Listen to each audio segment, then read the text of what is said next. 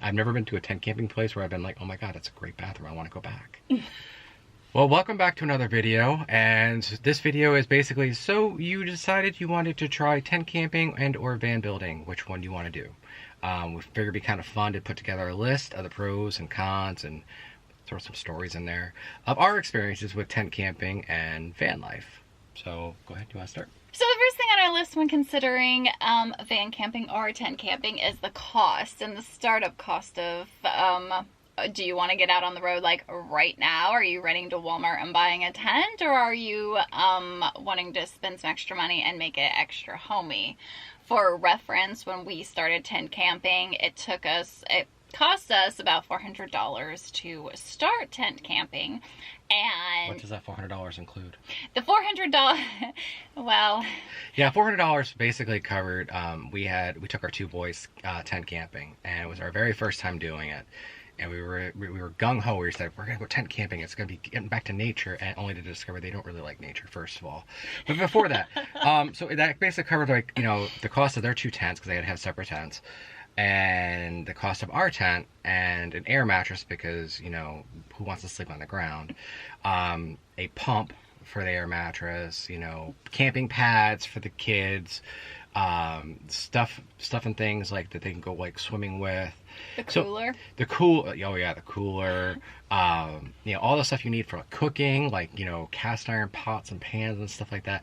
It got to be very, very expensive up front. Like, and quite honestly, you know, we tent camped maybe 8 or 9 times, and that's even stretching it.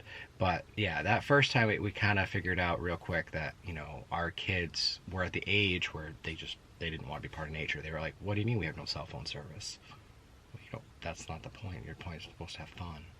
But so yeah, the cost for tent camping. Now on the van side, the van side's a little different. Van side, you know, we got our van for a fairly good price for what she was, and then we basically ripped her apart. You know, we took everything out. I know Trish has the numbers on how much everything with the van was.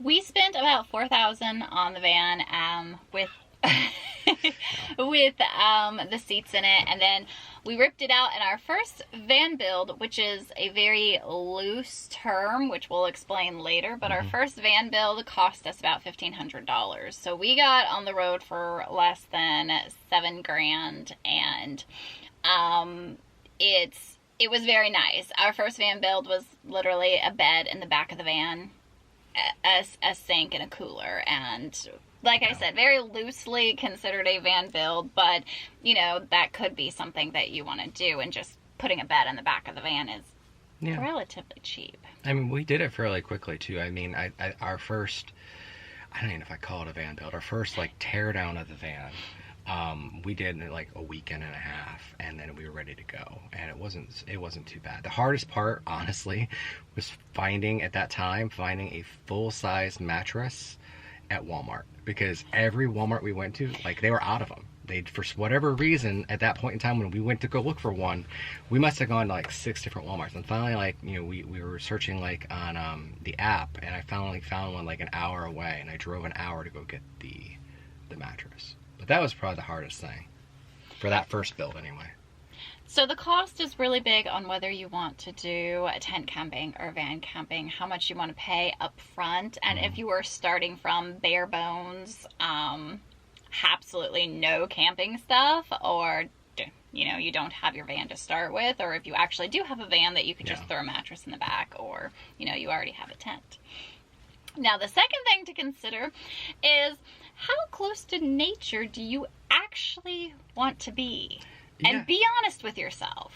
Yeah, I think that's a big thing. Like, everyone always says, oh, I want to get out with nature. And then you get out with nature and you realize, okay, well, first of all, you don't have a toilet you can use, really. You have to go in the woods and find a spot. And for ladies, that's a little harder. Bugs, I mean, not everyone is a fan of, you know, putting on bug spray and smelling like that bad and bad enough to drive away the bugs, let alone, you know, your significant other. You know, and stuff like that. So, like, you really want to sit down and think, okay, well, do you do you actually like the idea of being out in nature and dealing with bugs? And you want to make sure you're safe too. We were in Arkansas and we were just hiking up a hill for a very short time. You know, both Trish and I got ticks. Our dog got a tick on his eye. That was fun trying to get that off. So you really want to decide, you know, are you more of a, you want to drive around and see stuff, or you want to, like, you know, hike out into the woods, set up a tent on the ground, and, you know, do your campfire and all that? It's gonna be personal preference. Some people are like, yes, I want to go out to nature. I want to, you know, do what I did with my dad as a kid or my mom as a kid. And other people are like, no, that looks great on TV, but I don't want to do that. I just want to drive around and look at pretty pictures, you know. And also, you know, people don't realize in a tent there's a very thin piece of material that's keeping you away from animals and bugs. And I personally, we went tent camping up in Indiana, and we had raccoons, and the raccoon decided he liked, like, the thing that was sticking, you know, out of the not out of the tent but against the fabric, and that happened to be my leg. So I woke up to a raccoon feeling on my leg, which, by the way, not a good way to wake up. So he got frisky. He got frisky. So realize when you go tent camping, you are out there. There is a very thin barrier between you and nature. So decide and be realistic with yourself. How out in nature do you actually want to get? Yeah, I think just to piggyback off the thin nature, that goes for privacy too. If you are camping with your kids, for example, and they are very, very loud because they're playing games in their tent, they might keep you up. Where if you're in a van, it's a little bit, you're going to be in a more confined space, but you can kind of easier manage it, I guess. You know, you put headphones in and stuff like that. Maybe I'll be somewhere where it has service.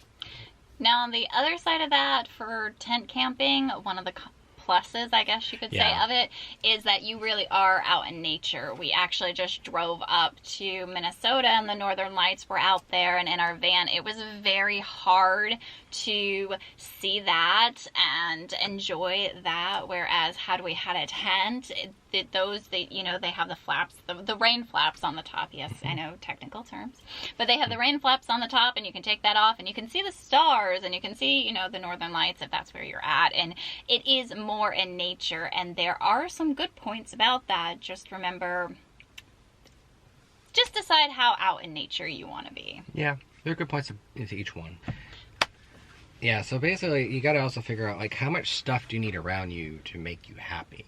Because one of the challenges with tent camping is you're going to have to set it up, and that usually involves, you know, setting up the tent, putting all your stuff inside the tent that's going to make you, you know, more comfortable, whether it be a sleeping bag on the ground, or in our case an air mattress, blankets, pillows, you know, stuff like that. Camping pads underneath the air mattress so it doesn't deflate in the middle of the night and you have to sit there and pump it up repeatedly so your wife can sleep. Yes, that's actually happened.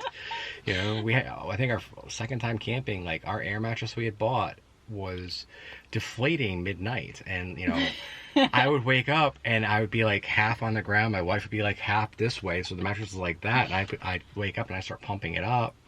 And I would do that like every 2 or 3 hours, just so she could get to sleep, and, you know, I could get some sleep. And it was challenging. So you kind of want to think about that. Where a van, it's, you know, you kind of set it and forget it type of thing. You know, you've pretty much got your setup. You might have to do a couple of things, move stuff around a little bit, and do the van shuffle. But other than that, I think it's easier being in a van versus a tent. And if you want some real entertainment, by all means, give your 2 teenage kids a tent and tell them to set it up without instructions and just see what they do. It's a lot of fun to watch.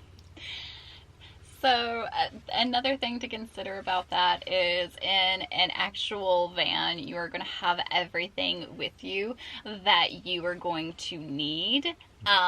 You'll have your stuff in your refrigerator, you'll have your stuff, you know, your bed linens, you'll have your pillows, you'll have everything you need. Whereas when you're doing tent camping, you actually have to pack each and everything into whatever vehicle you're taking, a car, good luck trying to fit it in a car. We've tried Yeah. that before.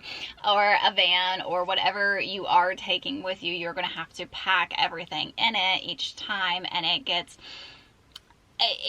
to the point where you're like, okay, we really don't need that, and then you regret not bringing it, whereas it could have already been packed away in a set location in the van, and when you build it, you can make room for all the stuff that you're going to need.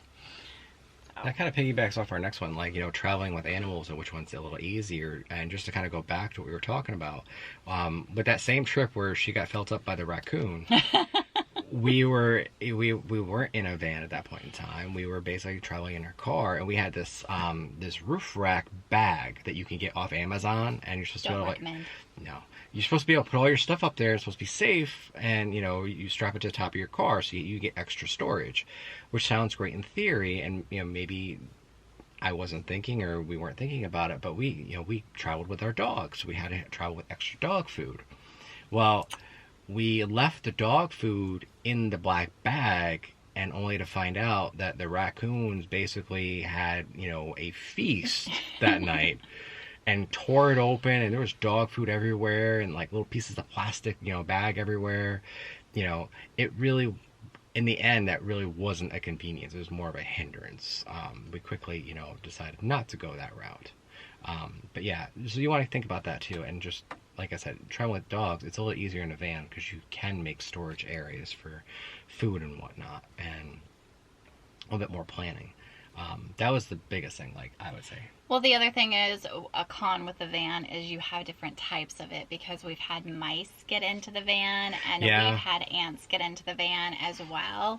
And it just depends on what you're willing to do. In the van, we've come up with our solution. And if you're tent camping, you'll have to come up with a solution. But just be aware, the ease of traveling with animals is something to consider. And with us, because we travel with a cat now, as well as our dogs, you can really take a cat in a tent. I mean, even if your cat was the best cat in the world and doesn't scratch at anything or create holes for bugs to get in, you still have to worry about having a place for the litter box, and how to keep your clothes, how to keep your dog out of the litter box in the middle of the night, because let me tell you, dogs and litter boxes, they love them for some reason. Yeah.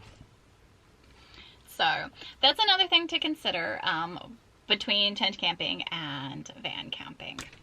And the last one you should probably consider is, how much effort do you actually want to expend on setting up and tearing down? Now, with the van and the tent, they both have setting up and tearing down things that you have to do. Obviously, with a tent, you have to actually build your tent, and you have to take everything from the car into the tent. But with the van, you also have to worry about leveling issues. And at least in our van, we have certain places that we shove shit while we're driving that it doesn't go there, it just keeps it from moving around. So you do have to set that up as well. But yeah, that's one more thing you should consider, is how much you actually want to expend. Are you one of those people that wants to pull into a rest stop, or pull into the woods, climb into the back, and go to sleep? Because that is really easy to do in a van. If you don't mind getting out in the dark and possibly, dealing with mass murderers coming after you. Or trying to set up your tent in the dark while your wife waits in the car, because it's raining. That actually did happen. We were Kentucky, I think. Yeah. We were in Kentucky at a free camping spot, and we didn't get there until maybe 10 o'clock at night, because we misjudged the distance a little bit. But we got there, and first of all, we couldn't find the campground.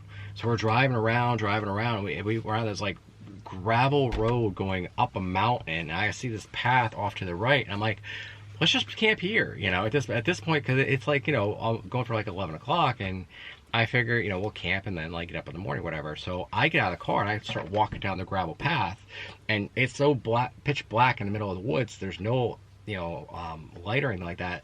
My wife and my son are freaking out because they think I'm going to go out there and get killed or whatever. Oh, we were really worried about it. We were shining our lights trying to see if we could see him, because he completely vanished. Yeah, you couldn't see anything. So finally we went back to where we came, and we were able to find a campground eventually.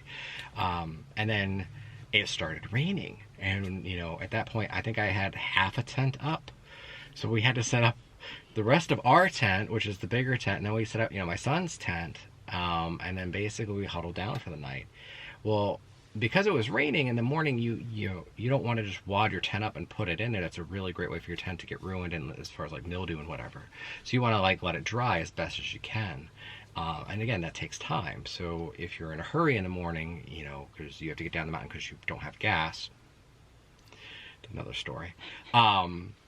You want to let the tent dry out before you take off. You can't just, you can take off and go if you're going right back home. But if you're on the road, for example, on a big long trip, that's just not possible. You have to think about that kind of thing. We're in a van.